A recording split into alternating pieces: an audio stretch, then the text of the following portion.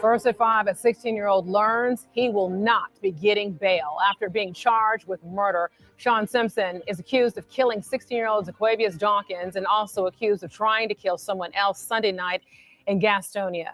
Well, Simpson is now being charged under a law change which allows 16 and 17-year-olds to be charged as an adult in certain crimes. But that did not make things any easier for anyone involved today, as you just saw. As Derek Dellinger reports right now, the hearing only lasted a few minutes, but it was tough for both families. So a 16-year-old is being charged with murdering another 16-year-old as an adult. And we see the reality of that when it's settled upon him. The family of the victims, Zaquavius Dawkins, they were in court and they were quite emotional about what happened. You have to realize this is one of their first chances to see the teen accused of killing him. Sean Simpson came into Gaston County Court at points wiping away his tears as he stood before a judge. Just 16 years old, he's being charged with first-degree murder as an adult. That's as a result of a law change that went into effect in December, which allows teens his age to be charged as an adult in certain crimes. There was a realization that during this proceeding that the gravity was hitting him, a grand jury indictment that could come in the near future, and a moment that hit when a judge told him that he would not be seeing freedom anytime soon. Court made him as a hold without bond. Court finds sufficient allegations to support the charges. Considering the relevant charges, he is ordered held without bond. This moment is tough to watch, but it was something that Zaquavius Dawkins' family says they needed to be here for. You know, why do you listen? You can't kill people regardless of your age. Now, I know this guy is 16, and there's going to be people who think and maybe say his brain's not fully developed. He didn't know what was going on. He didn't know the consequence of the decision that he was making. Irrespective, we don't move like that. And that's just not behavior that we can sanction, or that you can experiment with murder as a teenager. Oh, well, I didn't really know the consequence. Listen, we cannot become human beings based on our interactions with music videos, movies, and video games.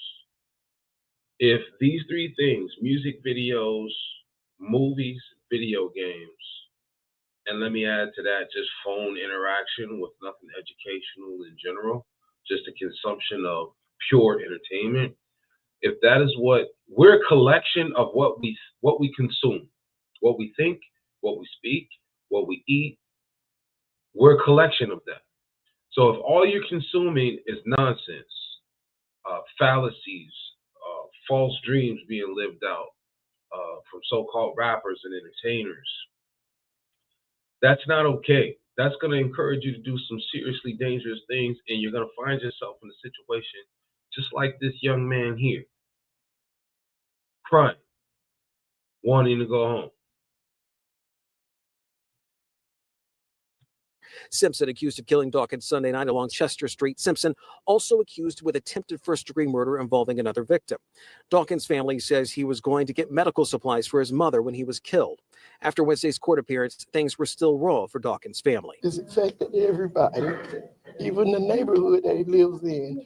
It affected everybody. Her grandson overcoming health issues as a baby and eventually playing football at Ashbrook High School. In recent days, and even after court Wednesday, Dawkins' family could not help but tell us how kind he was. He was sweet. He was kind.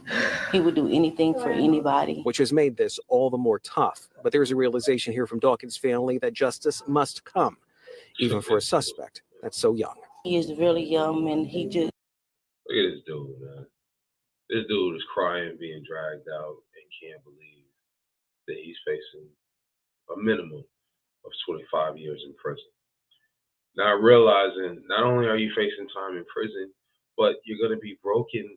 I mean, the prisoners are not going to, do you think they're going to have mercy on you? That somebody going to take you under his wing and he's going to save you from the tyranny that's getting ready to befall you? These guys are going to have their way with you in there. Plus, your insides are going to eat away at you because you obviously didn't intend on killing the guy you killed. Plus, doing the actual time. Is it worth it?